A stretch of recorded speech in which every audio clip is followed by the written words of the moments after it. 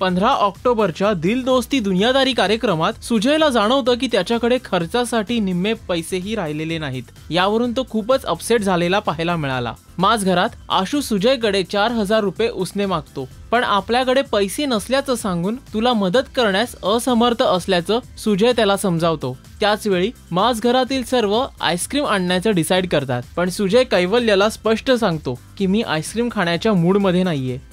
सुजयला drawer मध्ये आपलं wallet सापडत नसल्याचं दिसून येतं। तो माझ घरातील दोस्तांवर संतापून थेट आरोप करतो की तुमच्यापैकीच कोणीतरी माझं पाकिट चोरलंय।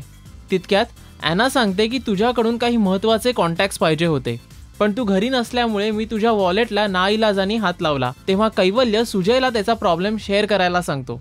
सुजय देखील आपल्या आर्थिक परिस्थितीची कल्पना माझ घरातील दोस्तांना देतो।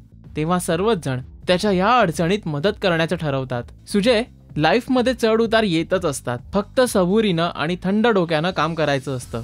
आणि माझ घरातील सर्वच दोस्त दिल के बडे प्यारे है। बाय द वे, आपल्याला हा एपिसोड कसा वाटला हे खाली दिलेल्या कमेंट बॉक्स मध्ये जरूर लिहा। तसंच या प्रोग्रामचे अपडेट्स आम्ही आपल्याला रोज देत राहणार आहोत, त्यासाठी पाहत रहा राजश्री मराठी। हाय, मी अमेय वाघ, म्हणजेच दिल दोस्ती दुनियादारी मधला कैवल्य। आमच्या सिरियलबद्दल तुम्हाला अपडेट्स हवे असतील तर please subscribe to Rajshri Marathi.